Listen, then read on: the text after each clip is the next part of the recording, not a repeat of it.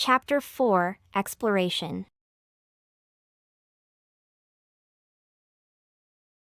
Beneath the cloak of night, Marcus and Euryale prepared for their adventure. The sea cave, their hidden sanctuary, was filled with the soft rustling of fabric as Marcus carefully wrapped a cloak around Euryale's shoulders, the hood pulled up to hide her distinctive features. He handed her a veil, a delicate piece of fabric that shimmered in the dim light of their makeshift lantern. She draped it over her face, her eyes gleaming through the thin material. Marcus packed a small bag with essentials, a water skin, a flint for fire, and a small bundle of food. He slung it over his shoulder, then turned to Euryale, his eyes filled with excitement and apprehension. "Ready?" he asked, his voice barely above a whisper. She nodded, her heart pounding with a mix of anticipation and fear. They stepped out of the cave, the night air cool and crisp.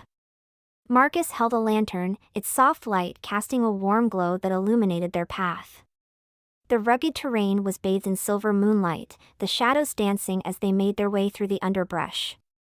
The island of Naxos revealed itself to them in a new light. The scent of wild thyme and oregano filled the air, crushed beneath their feet as they walked. Ancient olive trees, their gnarled trunks twisted by centuries of wind and sun, stood as silent sentinels in the night. In the distance, the soft murmur of the Aegean Sea provided a soothing backdrop to their exploration. The sound of the sea grew louder, a symphony of waves crashing against the shore. They emerged onto a secluded beach, the sand glistening like diamonds under the moonlight. Marcus took Euryale's hand, guiding her to the water's edge. She hesitated at first, her feet sinking into the cool sand, the sensation foreign yet inviting. As the first wave touched her toes, she gasped, the coolness of the sea sending a shiver up her spine. Marcus watched her, his eyes reflecting the starlit sky, a smile playing on his lips. "It's beautiful, isn't it?" he murmured, his voice barely audible over the sound of the waves. Euryale nodded, her eyes wide with wonder. She had seen the sea countless times, but never like this, under the veil of night, with the man she was falling in love with by her side. She squeezed his hand, her heart swelling with a mix of emotions she couldn't quite name. Marcus led her away from the shore, deeper into the island's interior. They arrived at a clearing, the remnants of ancient ruins scattered around them like the bones of a long-dead beast. The moonlight cast an ethereal glow on the crumbling columns and statues, bringing a sense of timelessness to the scene. Marcus's eyes lit up as he began to explain the history of the ruins, his passion for archaeology shining through his words. "These ruins date back to the Mycenaean period," he said, his voice filled with reverence.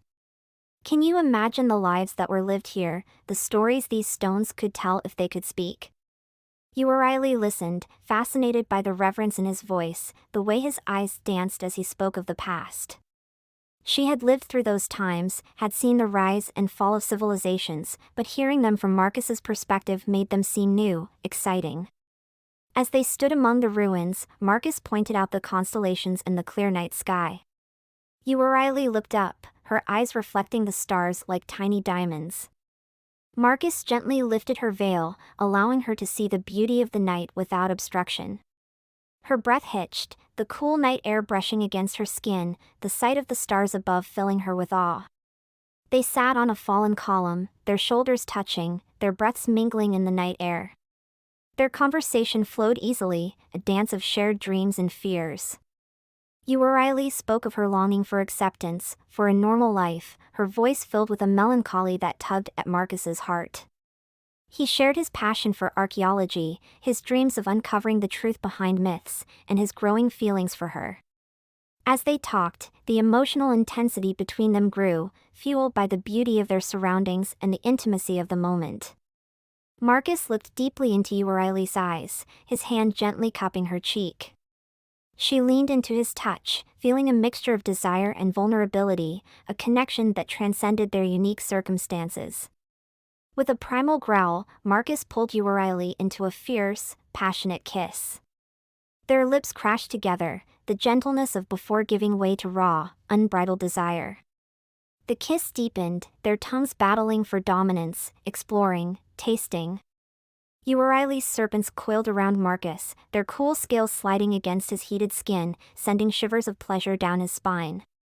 Marcus's hands roamed Euryale's body with hungry intensity, his touch leaving trails of fire in its wake.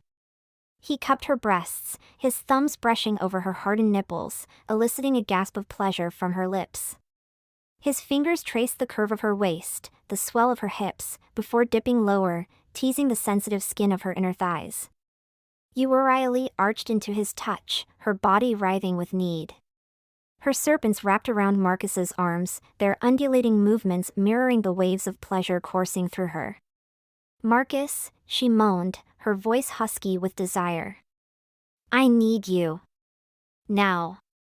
Here, under the stars." His eyes, dark with lust, met hers. Without a word, he tore at their clothes, his movements frantic and urgent. The cool night air caressed their bare skin, raising goosebumps and heightening their sensitivity. Marcus laid Euryale down on their discarded cloaks, his body covering hers, his hardness pressing insistently against her thigh. His lips blazed a trail of heat down her body, nipping and sucking at her sensitive spots. He lavished attention on her breasts, his tongue swirling around one nipple while his fingers teased the other. Euryale's back arched off the ground, her hands tangling in his hair, pulling him closer. Marcus continued his exploration southward, his tongue dipping into her navel before moving lower.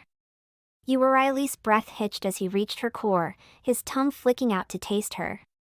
She cried out, her body trembling as he worked her with his mouth, bringing her to the edge of ecstasy before pulling back. Unable to wait any longer, Euryale pulled Marcus up, capturing his lips in a searing kiss. She could taste herself on his tongue, the flavor intoxicating. With a swift movement, she flipped them over, straddling his hips. Marcus groaned as she lowered herself onto him, engulfing him in her tight heat. Their lovemaking was passionate and primal, a celebration of their connection, their shared journey.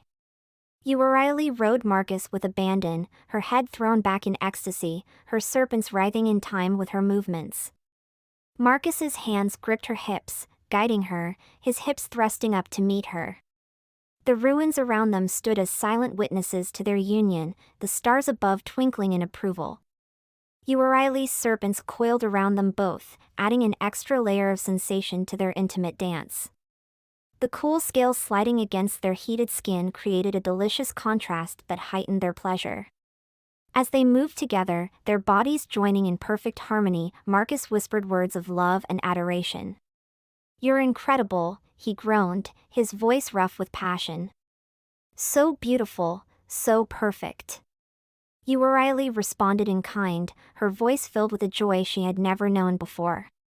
The pressure built within them, a coiling tension seeking release. With a final, powerful thrust, they reached their peak together. Their cries of pleasure echoed in the night, a primal sound that seemed to resonate with the ancient stones around them. Waves of ecstasy washed over them, leaving them trembling and breathless. Afterwards, they lay entwined, their bodies cooling in the night air, their hearts beating as one. Marcus pulled Euryale close, pressing a soft kiss to her forehead. "You are incredible," he murmured, his voice filled with awe. "I never imagined I could feel this way about anyone." Euryale smiled, her eyes shining with happiness. "Nor I," she replied. "You've given me a gift I never thought possible, Marcus. You've given me hope." As the first light of dawn began to paint the sky, they reluctantly dressed and made their way back to their hidden cave. The island was waking up, the first birds beginning their morning songs, the air filled with the promise of a new day. They walked hand in hand, their bodies tired but their spirits soaring. The night had been a revelation, a turning point in their relationship. As they entered their cave, Marcus pulled Euryale into one last kiss, tender and full of promise. "Whatever happens," he said, his voice steady and sure, "we face it together. You and me, Euryale. Always." She nodded, her heart full to bursting. As they settled down to rest, Euryale knew that her life had changed irrevocably. With Marcus by her side, she was no longer a creature of myth and legend, but a woman in love, ready to face whatever challenges lay ahead.